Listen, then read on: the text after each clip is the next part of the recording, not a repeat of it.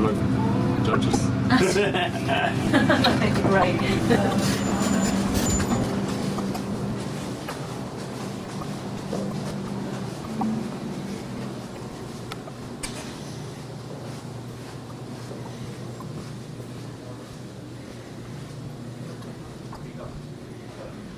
Hi, Steve.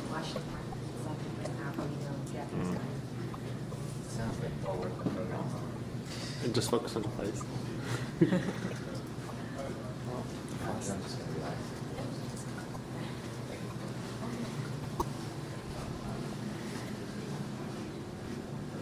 Hello, hello.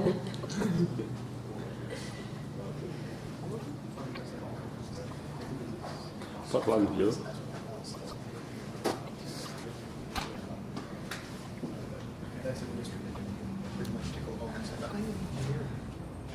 Hi.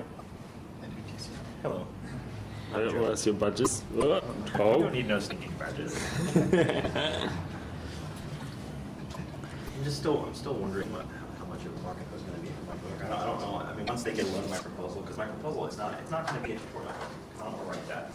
It's going to be, this is the nature of Tickle.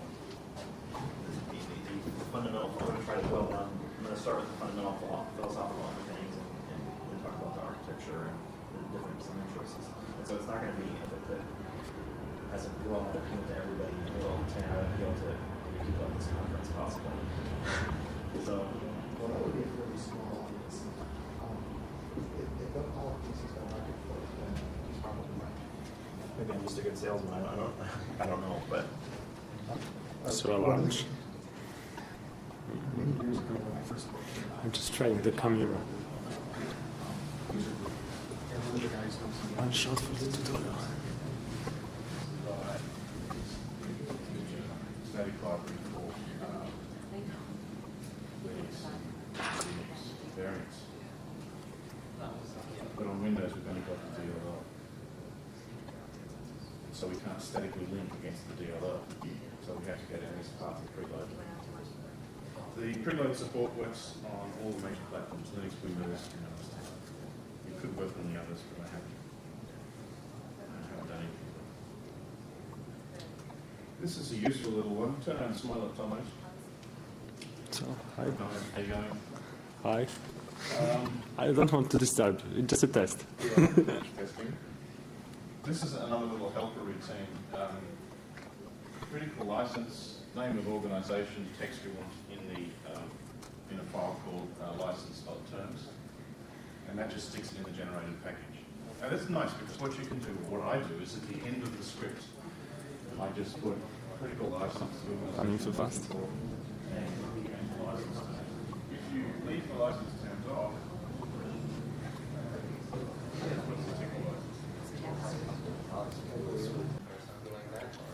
the bad news is actually bad. So I've been in a I got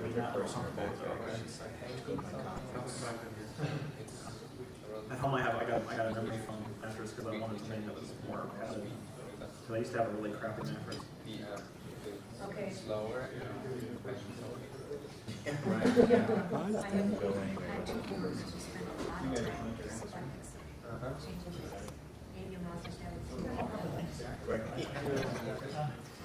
Hasn't started although she said she's sweet on her boy because she helped her computers to get to the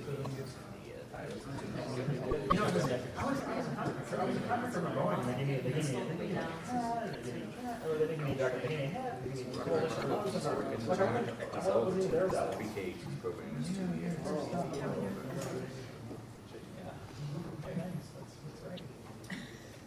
Oh, Andreas.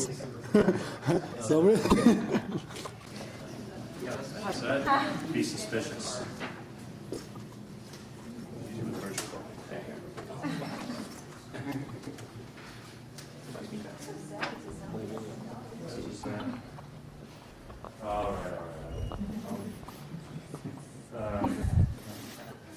So, let's see, who'd like to, who wasn't going to make any notes on their paper anyway? And, who was, works in the same place, then we'll save dead trees anyway. Okay. So,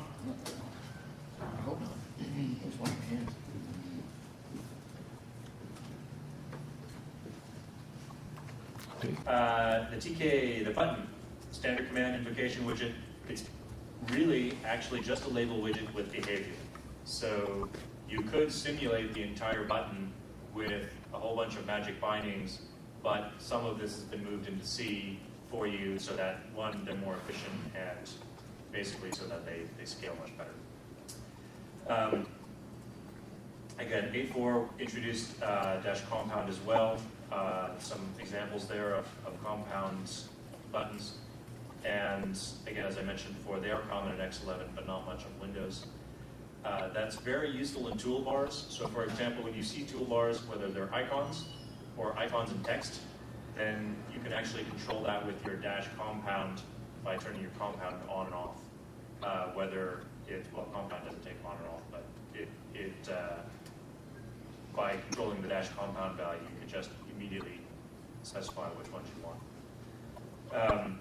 They're also very good for using with arrow indicators. By changing your arrow to pop up or down, they make a very, very simple way of doing the little advanced frames that pop up.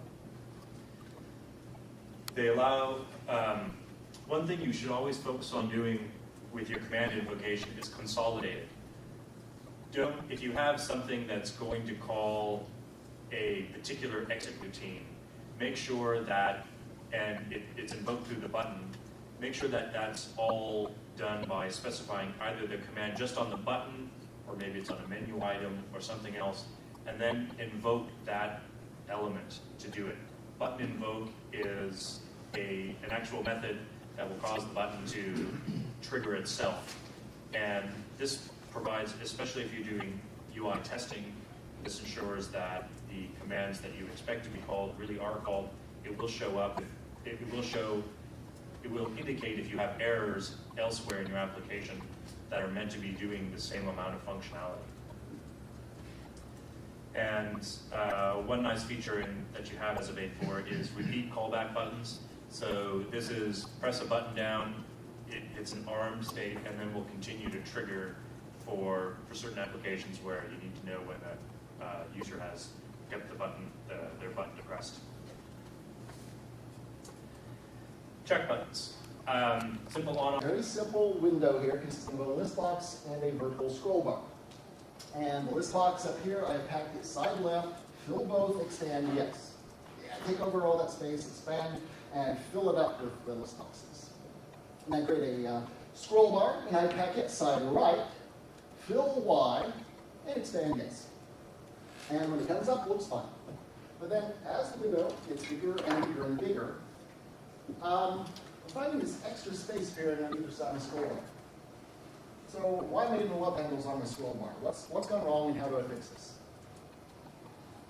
Remove the expand from the scroll bar.